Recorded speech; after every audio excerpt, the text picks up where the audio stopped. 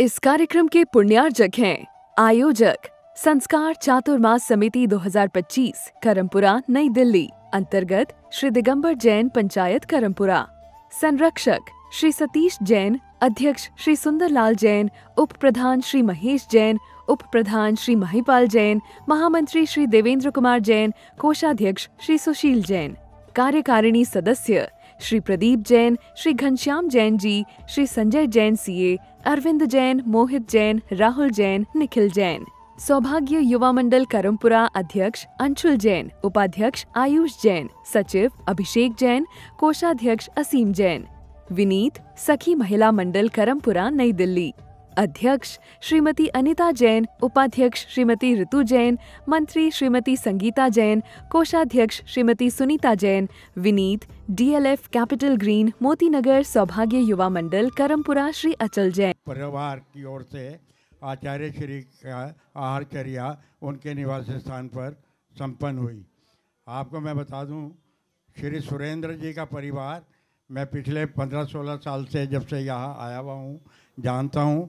धर्मपरायण परिवार है और मंदिर जी के हर कार्य में श्री आकाश जी की मम्मी और इनके पापा पूरा सहयोग करते हैं। अभी चातुर्मास में भी सभी ने, इनके छोटे भाई सीके जैन, इनकी मम्मी, सब ने जो है तन मन धन से पूरा सहयोग किया है और ये धन्यवाद के पात्र हैं। मैं जैन समाज की ओर से इनका धन्यवाद करता हूँ। मैं अपने बच्चों को बोलती थी, कोई भी माता जी, कोई भी गुरुदेव जाते थे तो मैं कहती दर्शन कर लो, आ जाओ नीचे। कहते मम्मी जो काम आपने करना है करो, हम नहीं नीचे आएंगे। तो मैं कहती थी आ जाओ, अपने घर के आगे से जा रहे हैं, कितना सौभाग्य है, आ जाओ, मैं आरती कर रही हूँ, आप भी आ जाओ। कहते नहीं नहीं तू ही कर ले, जो करना है तू कर। पता नहीं, मैं तो ये जानती हूँ कि गुरुदेव जी आए और मेरा बड़ा बेटा आकाश लेके गया, कह रहा चल तू भी दर्शन कर, कह रहा नहीं तू ही करिए जा। पता नहीं क्या इसके मन में आया, ये साथ में चला गया। और अभी भैया से कहा, भैया मेरे भाई आएंगे, उसके दर्शन करवा देना गुरुदेव जी के। बोले ले आ तू, मैं करवा देता हूँ दर्शन आपके भैया के। उसने दर्शन किया। फिर मेरे बड़े बेटे ने कहा, कह रहा गुरुजी ये कल नहीं आएगा, बिल्कुल नहीं आएगा, ये तो आज आ लिया। बोला नहीं आएगा। बोला नहीं गुरुजी शर्त लगा लो, ये नहीं आएगा। बोला नहीं आएगा। वो दिन और आज दिन हो, मुझे नहीं पता गुरुदेव जी की इतनी बड़ी कृपा है, कितनी बड़ी कृपा है कि गुरुदेव, अब तो पता नहीं चलता, दिन का नहीं महीनों का पता चलता, शाम का नहीं पता चलता, कब पता चलता, कब ये निकल जाते हैं। मुझे तो छोड़ जाते हैं, मुझे तो घर पर ही छोड़ जाते हैं। जो मम्मी ने बोला सारी बातें बिल्कुल सही हैं। हम लोग तो बिल्कुल भी नीचे भी नहीं उतरते थे। और एक बारी क्या हुआ, जब महाराज जी आए थे यहाँ पे सामने, दिव्या भाभी के यहाँ आए थे, तो मुझे भाभी ने भी बोला, पारुल भाभी भी बोल रही थी कि प्रीति नीचे चली जा, जा दर्शन कर ले। मैंने कहा नहीं मैं नहीं जा रही, मम्मी है तो सही नीचे। तो मैंने कहा जब तो हो गया चलो ठीक है। फिर अब दोबारा गुरुजी आए हैं, तब भी मम्मी बोल रही चल अब तो एक बार तो चली जा, विधान करवाऊंगी उसमें ही आ जाइयो, एक बार आ जाइयो बस। मैंने कहा अच्छा देखूंगी, मेरे को नहीं पता, आ जाऊंगी देख लूँगी। उसके बाद फिर मम्मी बोली अच्छा मुझे छोड़ तो आ। मैंने कहा चलो ठीक है छोड़ दूंगी, लेकिन अंदर नहीं जाऊंगी, ये मत बोलना कि अंदर चल ले। पता नहीं उस दिन क्या हुआ, गाड़ी में ऐसी जा रही थी, मम्मी कहती बस मुझे यहीं छोड़ दे। मैं कहती थोड़ी सी और आगे छोड़ देती हूँ। कहती नहीं अच्छा चल ठीक है यहाँ छोड़ दे। तो मैंने कहा मम्मी कह रही तू यहाँ क्यों लगा रही है। मैंने कहा मैं भी चल रही हूँ अंदर दर्शन करने के लिए। तो बस वो दिन और आज का दिन अब तो घर में ही नहीं टिकते हैं, हम सारा दिन मंदिर में ही बैठे रहते हैं। अब हमारी फ़ोनों में भी डीपी भी लग रही है गुरुदेव की।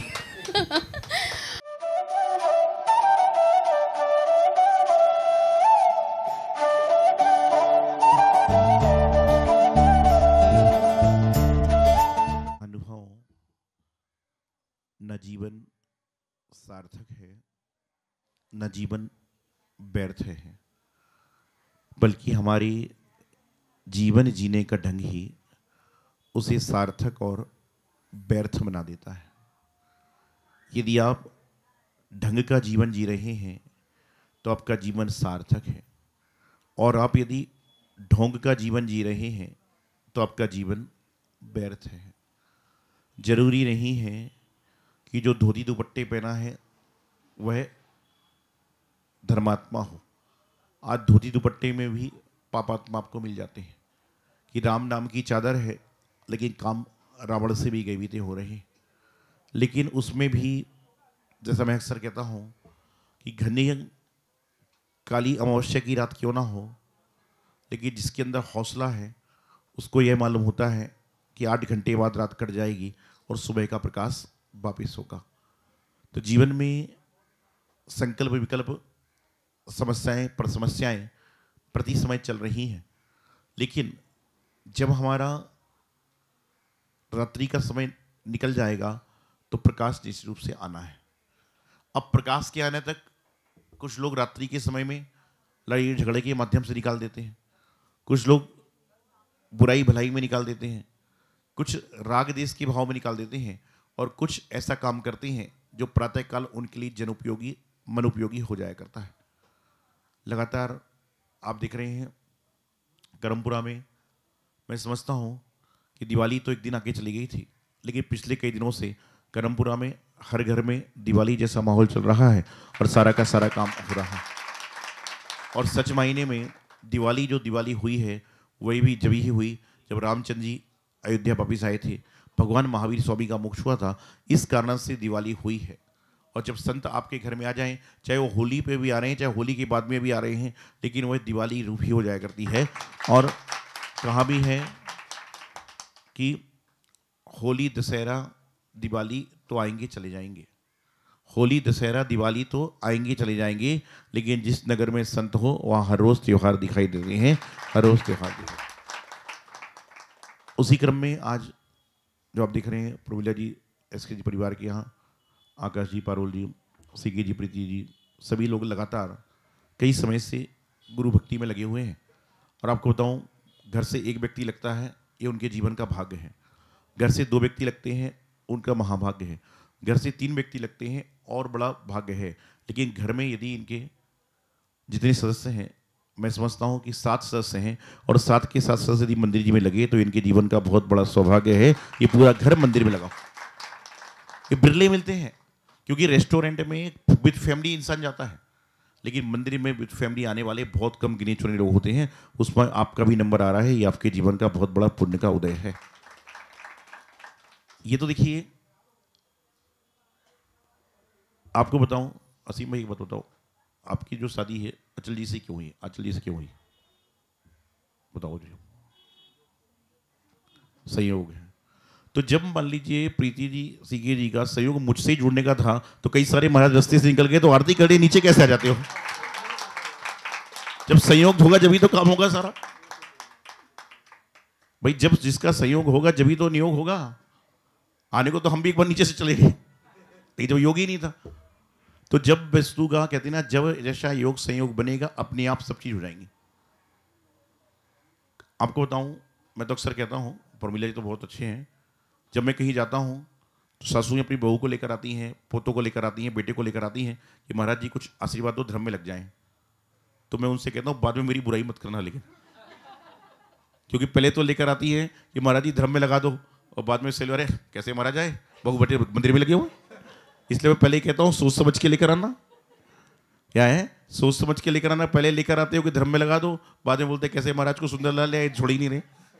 ये जीवन का पुण्य है कि आपको यदि ये कहा जाए कि देखो ये उनकी सास है, ये उनकी माँ है, जिनके बेटे बहू मंदिर में महाराज की सेवा लग रहे हैं, तो ये आपके जीवन का बहुत बड़ा पुण्य है कि आपको धर्म के नाम से जाना जा रहा है। और कोई कहे कि इनकी बहू तो पार्टी साटी में रहती है, उसमें रहती है, तो कोई मत तो नहीं है। तो ये जीवन का पुण्य का क्षण होता है। और आज जब मैं कल ऐसे चर्चा में लगा था तो कल तक मैंने बताया था कि कल तक जो है मेरे पास 229 लोगों के नाम हैं जिन्होंने इस करमपुरा में पहली बार आहार दिए। कि 120 दिन में 229 लोग, बच्चे बूढ़े जवान में, 80-80 साल का आदमी जिसने कभी आहार की धोती नहीं पहनी, और आप देखो आज धोती पहना रहे लोगों को। पहले एक समय था कि आदमी खड़े रहते थे कि कोई आए तो धोती पहनाएगा, और अभी लोगों को धोती पहनाना सिखा रहे हैं। तो ये भी समय होता है। ये क्या होता है? गुरु संगति का फर्क होता है। परमात्मा के दर्शन तो हम हमेशा करते हैं, लेकिन परमात्मा मौन है। आप उनको कुछ बोल के भी आओगे तो भी सुन लेंगे, नहीं बोल के आओगे तो भी सुन लेंगे। वहाँ वन वे ट्रैफिक है। उन्होंने बोलने के लिए हम संतों को छोड़ रखा है कि बोले ये तो सिर्फ मनमानी करते हैं। मंदिर में आदमी श्रीफल लेकर आता है कि हे भगवान मेरा बच्चा सीए पास हो जाए। अब रिजल्ट आया था 3-4 दिन पहले, और यदि मान लो पास हो गया, अगले दिन 2 श्रीफल लेकर आएगा, और फेल हो गया, अरे भगवान के पास जाके क्या करना, जो करेंगे हम करेंगे। भगवान ना तो पास कर सकते हैं, ना भगवान फेल कर सकते हैं, बल्कि भगवान आपको बुद्धि दे सकते हैं, सद्बुद्धि दे सकते हैं, आपको लड़ने की क्षमता दे सकते हैं। संत समुदाय, संत सानिध्य मिलना बड़ा दुर्लभ होता है। नहीं तो बस आए थे चले जाएंगे। और तो देखो सृष्टि का नियम है कि परिवर्तन व्यवस्थाएं होती हैं, और आज यहाँ पर आए तो कहीं ना कहीं से आए, जब जाके आपका कल्याण हुआ।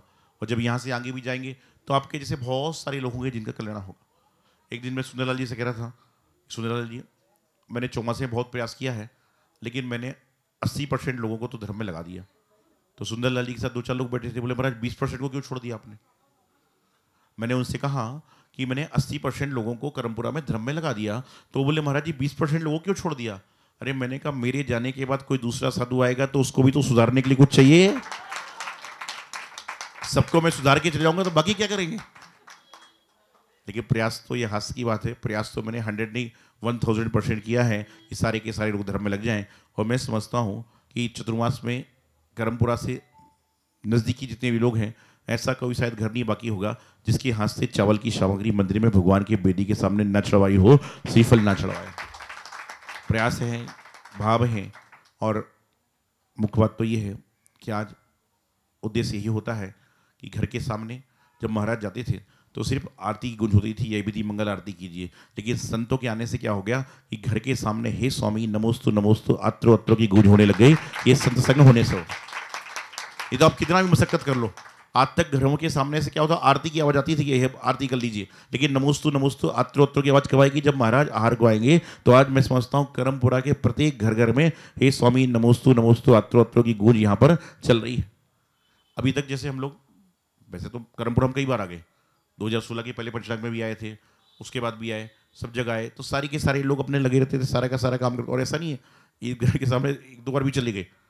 जब इनके घर के सामने गए, जब ज्योति जी क्या जा रहे थे, जब इनके यहाँ से निकले थे, तो 1-2 बार तो यहीं से निकल गए। इन्होंने भी आरती कर ली। सोचने वाली बात है कि आमने सामने पहले आदमी आरती करने से कतरा था, और अब आरती के थाल लेके खड़े हैं कि महाराज जी आ रहे हैं, आरती करना है। सारा ये सब संयोग है, नियोग है। और जब जीवन में संयोग नियोग बनेगा, किसी को कोई भक्ति करने से रोक नहीं सकता। हमारे गुरुदेव हमेशा एक बात कहते थे कि करंट तो सब बिजली से आता है, करंट जो होता है वो तो सारा विभाग से आता है, लेकिन करंट के आने के बाद में आपके पास बल्ब कितने वॉट का है। करंट तो सबके पास एक जैसा, जो भगवान महावीर के पंथ के अनुयायी सबके पास करंट है, लेकिन आपके पास में वोल्ट जो बिजली है वो कितने पावर की है। तो भगवान ने, गुरुदेव ने ऐसी बिजली रखी है कि जो आदमी घर में घुसा जाता है ना, वहाँ तक भी टार्च पहुँच जाती है कि निकलो बाहर, वहाँ तक भी टार्च पहुँच जाती है, उसकी रोशनी पहुँच जाती है कि आइए। तो प्रयास तो यही रहता है संघ का कि धर्म करें, अपने आप को जाने, अपने आप को पहचानें, और सारे के सारे काम को संपादित करने का प्रयास करें। घर पर संत का आगमन, जैसे जैनिज्म कहता है कि जिस घर में गुरु के चरण नहीं पड़े वो एक घर नहीं होता, वह मकान नहीं है, वह परिवार नहीं है। आपको बताऊँ, हमारे चंद्रशेखर जी बैठे हैं, औरंगाबाद से आए हुए हैं।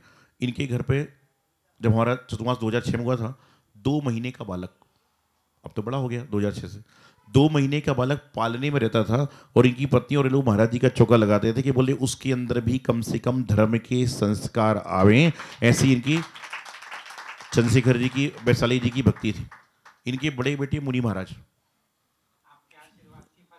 छोटे वाले बेटे विशु सागर जी संघ में महाराज बने, मतलब संघ में प्रयास कर रहे हैं। 3rd नंबर का घर में है। ये कहते हैं महाराज ये भी महाराज बने तो हम लोग दोनों पति पत्नी आपके संघ में आ जाए। ऐसे भावना भी कि 3 बेटे हैं, 2 बेटे धर्म मार्ग पे चल रहे हैं, तीसरा घर पे है, उसके जो भाव होंगे उसका कर्म है। देखिए कैसे अच्छी भावना है। तो ये सब चीज़ें हैं। और बताऊं कि ये सिर्फ इन्होंने इतना जीवन में कर्म किया है कि एक व्यक्ति, जितने लोग आते करते, मैं तो कहता हूँ कि 2 महीने का बच्चा जो पालने में है, और आपको समझिए कि 2006 में चौमासा हुआ, तो यदि 100 आहार संख्य हुए हैं तो 100 में से 60% आहार इनके घर में हुए कि 4 महीने लगातार चौका लगाता। कोई महाराज जाए डेली चौका लगता है, चाहे 10 चौके हो चाहे 20 चौके, वहाँ 2-4 चौके होते ही नहीं कभी। और हम लोग जब 1 घंटे जब बाहर चलता है, उस बच्चे की चिल्लाने की, चीखने की आवाज़ नहीं आती थी, क्योंकि उसको भी भगवान बोलते ना, उसको भी बोध हो जाता था कि महाराज जी आए हैं तो मुझे रोना भी नहीं है। ऐसे संस्कार आते हैं, और यही संस्कार आज ये बच्चों को जो संस्कार मिले ना, यही आपकी पूंजी है। आप धन दोगे, विवाद होगा, संपत्ति दोगे, विवाद होगा, मकान जायदाद दोगे, विवाद होगा, लेकिन आप धर्म दोगे तो विवाद नहीं होगा, बल्कि संवाद हो जाएगा, और ये आपकी पूंजी हो जाएगी। और साधु महाराज यही तो करते हैं कि आपके विवाद को संवाद में बदल देते हैं, और जब विवाद संवाद में बदल जाता है तो विसंवाद तो अपने आप समाप्त हो ही जाया करता है। तो आज यहाँ पर पुनश्च प्रमिला जी का पूरा पुण्य है कि लगातार मैं तो एक बात कहता हूँ कि उस घर वाले अपने आप को धन्य समझें जिस दिन आपके घर की चौखट पे मुनि महाराज आ रहे हैं। घर की रसोई में जब भोजन बन रहा है तो उस समय आप लोग जनरल कपड़ों में नहीं बल्कि शुद्ध वस्त्रों में पहनकर रसोई पका रहे हो, तो समझ के चलना कि आपकी रसोई नहीं रही बल्कि आहारशाला बन गई। और जब जहाँ आहारशाला बन जाएगी वहाँ तो सारा सात्विक जीवन अपने आप हो ही जाएगा। तो अपने आप को, जीवन को संभालें, जीवन को समझने का प्रयास करें, और ये अनुमोदना का भी पुण्य होता है। आज इतने सारे लोग आ रहे हैं, मैं समझता हूँ घर में कोई पार्टी शादी भी हो ना तो इतने लोग नहीं आते, वो तो सिर्फ बलके झाकते तुम चले जाओ। लेकिन यहाँ पर संत आ रहे हैं तो कोई बुलाने से, कोई बिना बुलाए से आ रहे, क्योंकि संत जब आते हैं ना तो कहते हैं संत के ना तो आने का पता है ना जाने का पता है, ना आने का पता है ना जाने का पता है, लेकिन उस बिना पते में हम अपना पता खोज लेते हैं। यही हमारे जीवन की बड़ी पूंजी बन जाती है कि जिनका कोई पता नहीं उसमें हम अपना पता बना लेते हैं। तो अपने जीवन को धन्य धान्य से परिपूर्ण करें। और हम तो एक ही बात सोचते हैं कि आज जिन धर्म यदि जयवंत है तो सिर्फ दिगंबर संतों के कारण है कि जब तक दिगंबर संत हैं, कहते ना, जब तक सूरज चांद रहेगा मुनियों का सम्मान रहेगा, दिगंबर संत रहेंगे। आज सारी संप्रदाय हैं, ये बहन देखिए, आप समझ सकते हैं कितने सारे लोग जो जैनेतर हैं, लेकिन उनको देख के कोई कहता नहीं है। संगति के हिसाब से लोग कहते हैं कि ये भी जैनी बन गए। तो आपको अपने आप को सोचना है कि जैनी होने पे हमें कितना गर्व लोग करते हैं, और हम जैन हैं तो हमारा काम क्या हो रहा है, हम क्या करना चाह रहे हैं।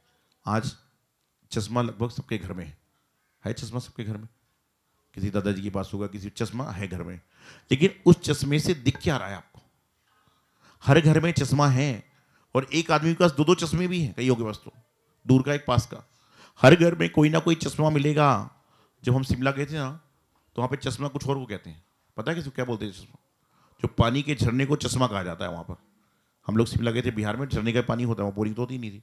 तो मैं कहना चाह रहा हूँ कि जो है चश्मा हर घर में है, और उस चश्मे से दिखता भी सबको है, लेकिन परमात्मा ने कुछ चश्मे कुछ लोगों को दिए हैं जिनको चश्मा लगाने के बाद देव शास्त्रों की भक्ति दिखती है। वह चश्मा हर घर में नहीं है, कुछ एक लोगों के पास में है, और वह चश्मा जिसके पास में है उसको कोई चश्मे की आवश्यकता नहीं है। तो ऐसे चश्मे घर घर रखने का प्रयास करो और अपने जीवन का कल्याण करें।